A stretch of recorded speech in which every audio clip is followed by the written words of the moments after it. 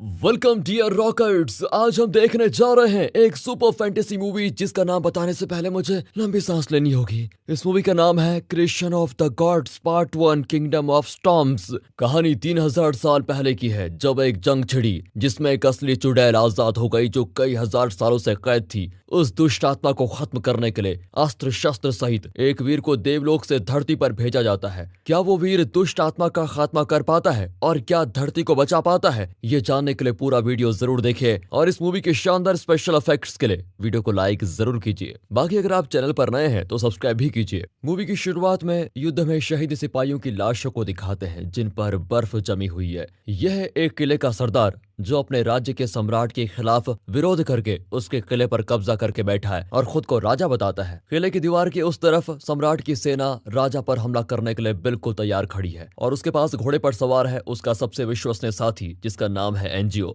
दरअसल एनजीओ का पिता एक बहुत बड़े कबीले का सरदार है। इसके अलावा 4 और सेनापति भी हैं जो 3 अलग अलग कबीलों के सरदारों के बेटे हैं। ये लोग सम्राट की वफादार हैं और इस विरोधी राजा को खत्म करने के लिए आए हैं। वे बड़े बड़े पत्थरों से किले की दीवार को तोड़कर किले पे कब्जा कर लेते हैं। फिर विरोधी राजा अपने परिवार को लेकर पर्वत की ओर बच निकलता है, लेकिन सम्राट की सेना भी उसका पीछा करते हुए पर्वत की चोटी पर पहुंच जाते हैं। वहां सरदार और राजा के बीच घमासान लड़ाई होती है जिसमें सरदार को चाकू लग जाता है। उसका खून बहकर बर्फ पर गिरता है और बर्फ के बीच से होकर वो पत्थरों के बीच एक गड्ढे में जाकर फैल जाता है। वहां पर कई हजार सालों से एक बंद दीवार थी जो खून लगने से टूट जाती है। उसकी वजह से वहां पर एक बहुत भारी ग्लेशियर जन्म लेता है। गाड़ी में बैठी राजा की बेटी को लगता है कि अब वे ये युद्ध हार रहे हैं। वो अब दुश्मन के हाथ नहीं लगना चाहती, इसलिए अपने जोड़े पर लगी हुई सुई निकालकर खुद को खत्म कर लेती है। जब बर्फ जरा हटती है तो उसकी आंखें अजीब रंग की हो जाती हैं और वो जिंदा हो जाती है। सम्राट की सेना उसको मार डालना चाहती है, लेकिन उसकी आंखों को देखते ही अपने हथियार वो नीचे डाल देते हैं। फिर वो सरदार की ओर बढ़ती है, लेकिन इसी बीच बेहोश हो जाती है।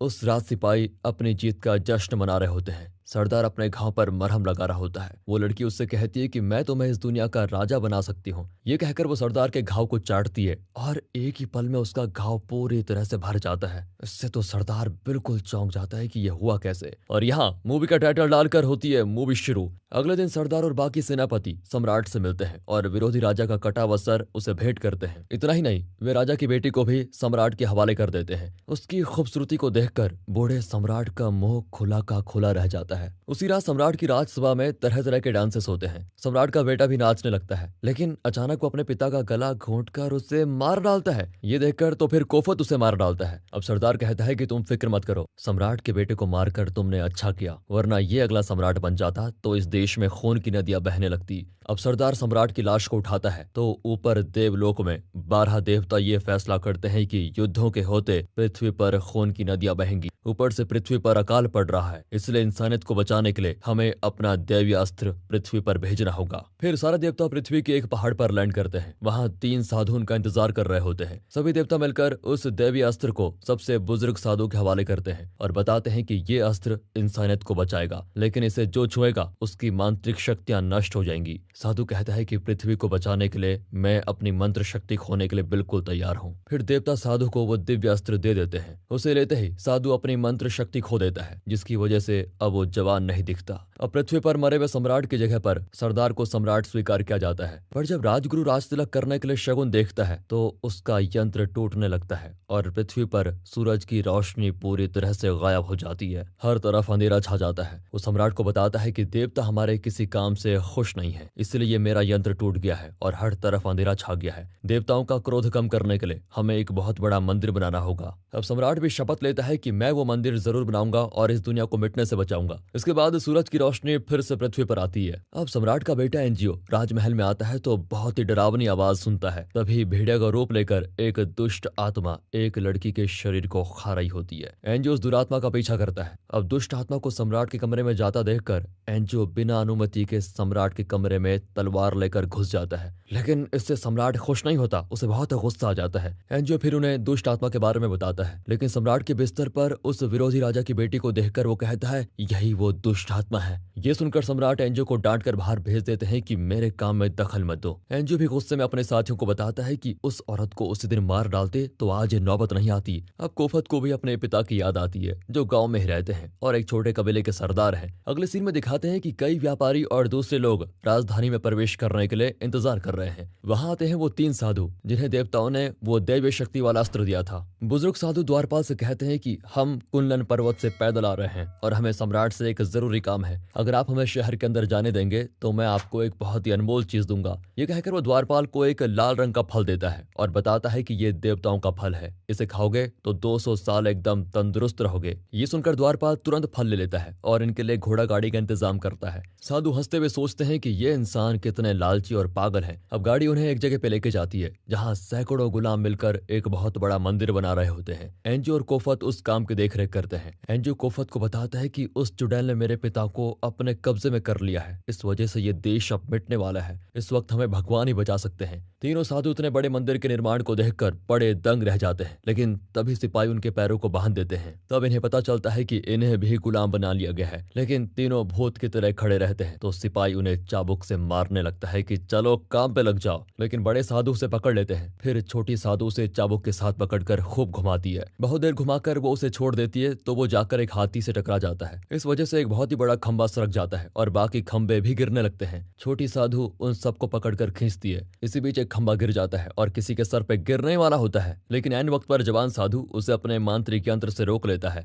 अब ये दृश्य देखकर एंजियो बहुत खुश होता है कि देवताओं ने उसकी सुन ली और ये साधु कोई देवी शक्ति वाला अस्त्र लेकर आए हैं। वो तीनों साधुओं को सम्राट के पास लेके जाता है, लेकिन वहां एक आदमी सम्राट को अपनी मांत्रिक शक्तियों का प्रदर्शन दे रहा होता है। ये बहुत ही खतरनाक मांत्रिक लगता है जो अपने सर को धड़ से अलग करके दिखाता है। सम्राट इससे बहुत ही प्रसन्न होता है। मंत्री कहता है कि इस मंत्र को सीखने में हजारों साल लग जाते हैं, लेकिन मैं आपको 500 साल में सिखा दूंगा। अब सम्राट को उसका बकवास सुनकर इतना गुस्सा आता है कि वो उसका सर पकड़कर दूर ही फेंक देते हैं। अब बुजुर्ग साधु उस दिव्य अस्त्र को सम्राट को देता है और कहता है कि इस अस्त्र को वही खोल सकता है जो इस दुनिया का सम्राट हो, और मुझे पता है कि आप ही इस दुनिया के सम्राट बनने जा रहे हैं, इसीलिए इसे आपको दे रहा हूँ। जब दुनिया की शांति मिटने लगती है तो देवता इसे एक ताकतवर और सच्चे वीर को दे देते हैं जो इस दुनिया का सम्राट बनने लायक हो। इस अस्त्र में इतनी शक्ति है कि आप इसका उपयोग करके दुनिया की भूख मिटा पाएंगे, अकाल से दुनिया को आजाद कर पाएंगे। ये सुनकर सम्राट कहता है कि ये तो बहुत ही अच्छा अस्त्र है, अब मुझे अपने लोगों को खाना भी नहीं देना पड़ेगा, सब कुछ ये अस्त्र संभालेगा, है ना? ये सुनकर तीनों साधु चौंक जाते हैं। जवान साधु बुजुर्ग से कहता है कि गुरुजी, ये सम्राट नहीं बिल्कुल शैतान की तरह बात कर रहा है। फिर बुजुर्ग उसे चुप करा देते हैं। तभी मांत्रिक कहता है कि क्यों ना हम इस अस्त्र की परीक्षा लें, अगर सच में इसमें इतनी शक्ति है तो मरे हुए इंसान की आत्मा को ये अस्त्र अपने अंदर खींच लेगा क्या, जरा देखें। ये सुनकर सम्राट जरा भी नहीं सोचता और झट से एक सिपाही को अपनी तलवार से मार डालता है। उस सिपाही की आत्मा जैसे ही शरीर से बाहर निकलती है तो अस्त्र उसे खींच लेता है और तब वो अस्त्र सम्राट के हाथ से फिसलकर गिर जाता है, लेकिन बुजुर्ग साधु उसे गिरने से पहले ही पकड़ लेते हैं। फिर वो सम्राट को समझाता है कि इस अस्त्र को खोलने के लिए एक स्पेशल तरह का डांस करना होता है, वो मैं आपको सिखाऊंगा। ये कहकर साधु कोई डांस करने लगता है, लेकिन डांस करते करते वहां से तीनों बचकर भागने की कोशिश करते हैं, पर सिपाही उन्हें घेर लेते हैं। तभी छोटी साधु और जवान साधु सिपाहियों को मारकर वहां से भगा देते हैं और फिर मांत्रिक अपनी शक्ति से उस बुजुर्ग को पकड़ने की कोशिश करता है। छोटी साधु अपने लंबे रिबन से बुजुर्ग साधु को उठाकर किले से बाहर फेंक देती है। वो दिव्य अस्त्र के साथ अपने घोड़े पर जल्दी से बचकर निकल जाते हैं। एंजियो और कोफत भी उनका पीछा करते हैं। रात हो जाती है। यहाँ मांत्रिक, जो कि एक शैतानी शक्ति है, वो शैतानों को बताता है कि मुझे दैवीय अस्त्र का पता चल चुका है, लेकिन उसे हासिल करने के लिए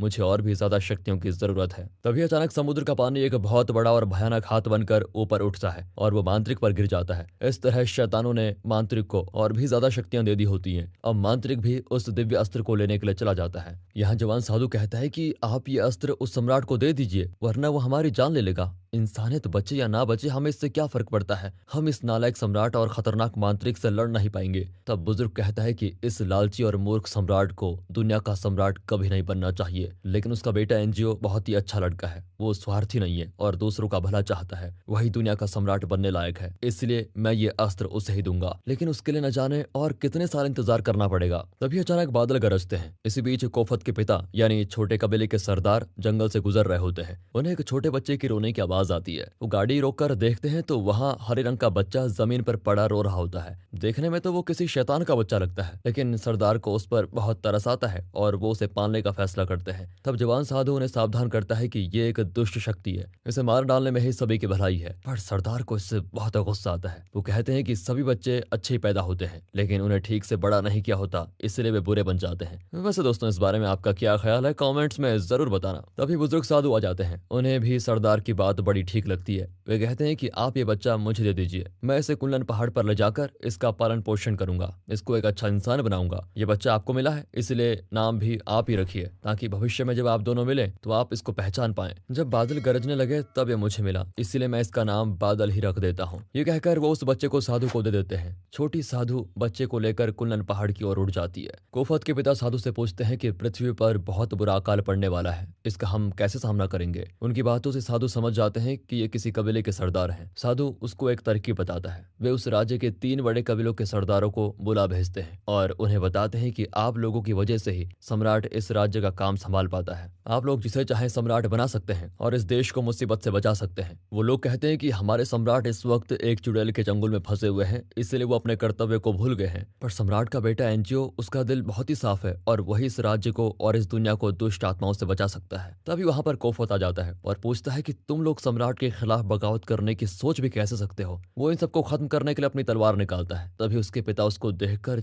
चौंक जाते हैं और पूछते हैं कि बेटा, क्या तुम मुझे भूल गए। पर कोफत कहता है कि आप मेरे पिता ही क्यों ना हो, लेकिन सम्राट के खिलाफ एक भी शब्द मैं नहीं सुनूंगा। ये कहकर वो इनसे लड़ने लगता है। तभी वहां पर सम्राट के कई सिपाही आ जाते हैं और इन सबको सम्राट के सामने पेश करते हैं। वो बहुत ही गुस्से में होता है कि मेरे ही राज्य में रहकर आप लोग मेरे खिलाफ बगावत करने की सोच रहे हैं। फिर वो उन चारों कबीले के सरदारों के बेटों को बुलाता है जो सम्राट के सेनापति हैं। वो उन्हें आदेश देता है कि या तो तुम चारों अपने पिताओं का सर काट कर अपने कबीले के सरदार बन जाओ या फिर मेरे हाथों मर जाओ। चारों के बेटे अब दुविधा में पड़ जाते हैं कि क्या करें। कोफत अपने पिता को मारना नहीं चाहता और सम्राट के आगे भीख मांगता है कि मेरे पिता से गलती हो गई, लेकिन इसके लिए उनकी जान लेने के बजाय उन्हें कारागार में बंद कर दीजिए। सम्राट पहले तो ना करता है, लेकिन फिर मान ही जाता है और सिर्फ कोफत के पिता को ही कारागार में बंद कर दिया जाता है। उस रात सम्राट उस चुड़ैल के साथ सोता है। तब रानी आकर कहती है कि आपने जिन 3 कबीलों के सरदारों की जान ली, उनमें से एक मेरा भाई भी है। अगर वो गद्दार है तो मैं उसका खून हूँ, मुझे भी मार डालिए। तब वो चुड़ैल कहती है कि तुम जैसी खूबसूरत औरत को मरने की क्या जरूरत है, मेरे पास आओ। रानी उसकी ओर जैसे जाती है तो मानो वो चुड़ैल के वश में आ जाती है,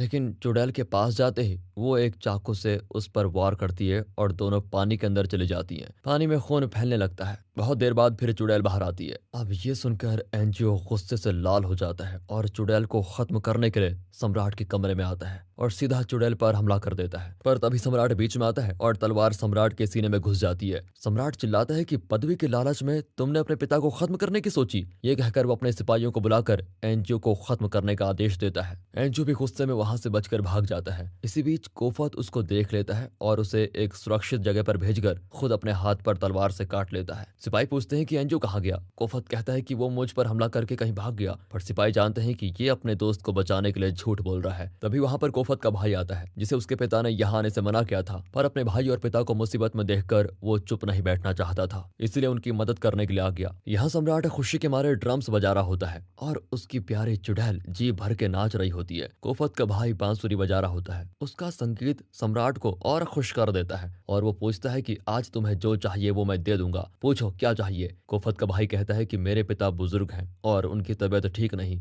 ऐसी हालत में उन्हें कारागार में रखना ठीक नहीं होगा, आप दया करके उन्हें हमारे गांव भेज दीजिए। पर सम्राट अकड़ कर कहता है कि उसने मेरे खिलाफ मेरे सरदारों को उकसाया है, वो कारागार में ही मरेगा। इस पर कोफत का भाई कहता है कि मैं भगवान से प्रार्थना करूंगा कि मेरे पिता के बदले तुम मर जाओ। इससे सम्राट को बहुत गुस्सा आता है। इसी बीच कोफत किले की रखवाली कर रहा होता है। वो बुजुर्ग साधु को देखता है और उसे पकड़कर पूछता है कि तुम अभी तक यहाँ क्या कर रहे हो। साधु बताते हैं कि मुझे एनजिओ से मिलना है। इस पर कोफत उसके हाथ पैर बांधकर सीधा एनजिओ के पास लेके जाता है। वहां पर राजगुरु भी होते हैं। साधु ने बताते हैं कि सम्राट अब वो पुराने सम्राट नहीं रहे, अब उनके दिल और दिमाग पर उस चुड़ैल का ही राज चल रहा है। किसी तरह उस चुड़ैल को खत्म करना ही होगा। उसी रात सम्राट कोफत के पिता से मिलने कारागार में जाता है। वो उनके लिए खाना भी लेके जाता है और पूछता है कि मुझे पता है ये देश मुसीबत में है और तुम जैसा अनुभवी और कोई इस राज्य में नहीं है, इसलिए तुम ही बताओ कि अब आने वाली मुसीबत को कैसे रोकें। कोफत के पिता कहते हैं कि अगर तुम सच में खुद को और अपने इस राज्य को मुसीबत से बचाना चाहते हो तो सबसे पहले तुम्हें उस चुड़ैल का साथ छोड़ना होगा। क्या तुम में इतनी हिम्मत है? तभी सम्राट अपनी पोशाक में से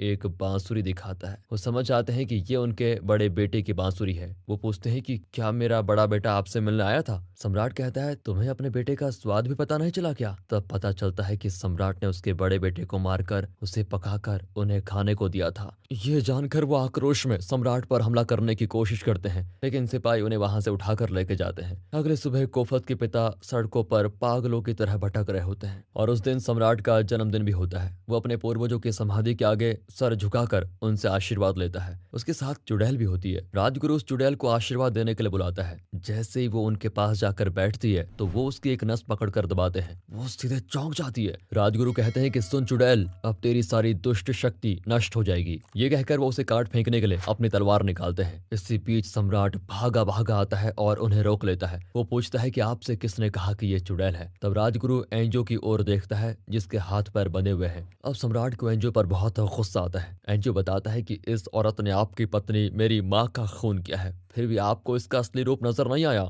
ये इंसान नहीं, चुड़ैल है, चुड़ैल। अगर अब भी आप होश में नहीं आए तो ये आपको भी खत्म कर देगी। सम्राट पूछता है कि क्या इसका कोई सबूत है कि ये चुड़ैल है। राजगुरु कहते हैं कि इसे साबित करने के लिए मैं अपनी जान देने को तैयार हूँ। अगर इसने मेरा हृदय खा लिया तो आप समझ लेना कि ये चुड़ैल है। ये कहकर राजगुरु अपने सीने को चीरकर अपना हृदय निकालकर चुड़ैल के हाथ में देता है। वो उसे तुरंत खा जाती है और तब उसके अंदर से वही दुष्ट आत्मा जो भेड़े के रूप में थी वो बाहर आ जाती है। लेकिन अब उस दुष्ट आत्मा को खत्म करने के बजाय सम्राट कहता है कि मैं इसे क्यों मारूं, इसने तो सिर्फ मेरी मदद की है। ये सुनकर वे चौंक जाते हैं और तब फ्लैशबैक में दिखाते हैं कि अब तक इस राज्य में जो कुछ बुरा हुआ था वो सब इस चुड़ैल ने ही किया था। अब एंजियो से सहा नहीं जाता और वो अपने पिता पर हमला करने के लिए बिल्कुल बौखलाया हुआ होता है, पर सम्राट भी उसे खत्म करने के लिए तैयार खड़ा होता है। ऐन वक्त पर कोफत एंजियो को कैसे भी करके बचा लेता है, लेकिन वो सम्राट से कहता है कि मुझे लगा कि एंजियो आपको मार डालेगा, इसलिए आपकी जान बचाने के लिए मैंने उसे रोक दिया। फिर एंजियो को कारागार में ले जाया जाता है। सम्राट कहता है कि मुझे पता है तुम सिर्फ अपने दोस्त एंजियो को बचाने के लिए ही बीच में कूद पड़े, समझे, लेकिन मुझे तुम पर गुस्सा नहीं आता क्योंकि मेरे सबसे काबिल सेनापति सिर्फ तुम हो, इसलिए मैं तुम्हें अपनी वफादारी साबित करने का एक और मौका दूंगा। जाओ, जाकर अपने पिता का सर काट कर लाओ। उस रात कोफत अपने पिता की तलाश में निकल पड़ता है। अगले दिन सम्राट सरेआम अपने बेटे एंजियो का सर काटने के लिए बिल्कुल तैयार खड़ा है। तभी वहां पर कोफत अपने पिता का कटा हुआ सर लेकर आता है। सम्राट बहुत ही खुश होता है कि तुमने अपनी वफादारी दिखा दी है। फिर वो एंजियो का सर काटने का आदेश देता है और एक सिपाही उसका सर काटने के लिए एक बड़ी कुल्हाड़ी उठाता है। बुजुर्ग साधु इंतजार करता है कि उसके दोनों शिष्य आकर कोई करिश्मा करेंगे और एंजियो को बचा लेंगे। तभी उस सिपाही पर एक तीर लगता है। दरअसल सम्राट के सिपाहियों का एक गुट बन गया था जो सम्राट के खिलाफ बगावत कर रहे थे और अब सम्राट उन सारे सिपाहियों को भी खत्म करने का हुक्म देता है। पर इतने में कोफत सम्राट की गर्दन पर तलवार दबा देता है और सम्राट के हाथ से वो थैला गिर जाता है जिसमें कोफत के पिता का सर था, पर असल में उसके अंदर उनका सर था ही नहीं। इसी हलचल के बीच एक आदमी एंजियो का सर काटकर उसे मार डालता है। कोफत और सम्राट के बीच घमासान लड़ाई हो जाती है। तभी बुजुर्ग साधु के दोनों शिष्य वहां पर पहुंच जाते हैं और अपने गुरु से कहते हैं कि चलिए यहाँ से बच निकलते हैं। पर साधु कहते हैं कि मेरी फिक्र मत करो, एंजियो का कटा हुआ सर और उसका धड़ ले जाकर कुल्लन पर्वत पर रखो और देवताओं से प्रार्थना करो कि वे एंजियो को जिंदा कर दे, वरना यह दुनिया मिट जाएगी। वो दोनों एंजियो की बॉडी पार्ट्स को लेकर चले जाते हैं, लेकिन इतने में वहां पर वो मांत्रिक आ जाता है। यहाँ कोफत सम्राट के सीने में तलवार घुसाकर उसे एक बड़े गड्ढे में धकेल देता है जिससे कि उसकी जान चली जाती है। फिर कोफत अपने साथियों को और बुजुर्ग साधु को अपने साथ लेकर भागता है। इसी बीच मांत्रिक अपनी शैतानी शक्ति की मदद से वहां के दो बड़े ड्रैगन स्टैचूज में जान डाल देता है। दोनों ड्रैगन्स दीवार को तोड़कर कोफत और उसके साथियों का पीछा करते हैं। कोफत के पिता सड़क पर बेहोश पड़े होते हैं। अचानक एक अजीब दिखने वाला जंतु उन्हें उठाकर लेके जाता है। अब कोफत बुजुर्ग साधु के कपड़े पहनकर दूसरी दिशा में जाने लगता है तो दोनों ड्रैगन्स उसे साधु समझकर उसका पीछा करने लगते हैं क्योंकि वो मांत्रिक साधु की ही दैवीय शक्ति वाला अस्त्र पाना चाहता है। लेकिन कोफत पहाड़ के सिरे पर आकर रुक जाता है तो मांत्रिक को पता चलता है कि ये असली साधु नहीं है। वो चौंक जाता है, पर इतने में दोनों ड्रैगन्स उसकी ओर आते हैं और पहाड़ के ऊपर से नदी में गिर जाते हैं। यहाँ वो अजीब दिखने वाला जंतु कोफत के पिता को बचाकर उनके गांव ले जा रहा होता है। जब उन्हें होश आता है तो उस जंतु को देखकर वो हैरान रह जाते हैं। वो पूछते हैं कि तुम कौन हो और तुमने मुझे क्यों बचाया। तब वो पूछता है कि क्या आपने मुझे पहचाना नहीं, मैं बादल हूँ। तब जाकर उन्हें एहसास होता है कि ये वही बच्चा है जो उन्हें जंगल में मिला था और उन्होंने उसे बचाकर उसका नाम बादल रखा था। दूसरी ओर कोफत जो नदी किनारे बेहोश पड़ा होता है उसे उसका घोड़ा उठाकर उसके गांव लेके आ जाता है। कई साल के बाद कोफत अपने पिता के साथ रहने लगता है। वहाँ सम्राट की मौत के बाद हर तरफ सन्नाटा छाया होता है और वो चुड़ैल सम्राट के घाव को चाटकर उसे फिर ठीक कर देती है और सम्राट अपनी आंखें खोलता है। और दोस्तों इसी के साथ ये मूवी यहाँ पर खत्म होती है, लेकिन पोस्ट क्रेडिट्स में दिखाया जाता है कि एक खतरनाक मांत्रिक आग उगलने वाले शेर पर बैठकर इस राज्य में घुस गया है। उसके साथ बड़े बड़े राक्षसों की एक सेना भी होती है। मतलब इसके आगे भी कहानी है और ये सीन इस मूवी के सेकंड पार्ट की शुरुआत है। उम्मीद है दोस्तों सेकंड पार्ट के स्पेशल इफेक्ट्स फर्स्ट पार्ट से भी ज्यादा बेहतरीन होंगे और आप हमारे दूसरे चैनल मूवीज वेदर को भी सब्सक्राइब करें, उसे सपोर्ट करें, क्योंकि हम वहां पर मूवीज रिव्यूज डालते हैं, मूवीज थ्योरीज डालते हैं, तो वहां पर भी हमें साथ दें। बाकी दोस्तों अगर ये वीडियो अच्छी लगी हो, स्टोरी अच्छी लगी हो, एक्सप्लेनेशन अच्छा लगा हो तो लाइक कीजिए, चैनल को सब्सक्राइब। मिलते हैं अगली वीडियो में, तब तक के लिए गुड बाय एंड अपना ख्याल रखिए। Finally thanks for watching.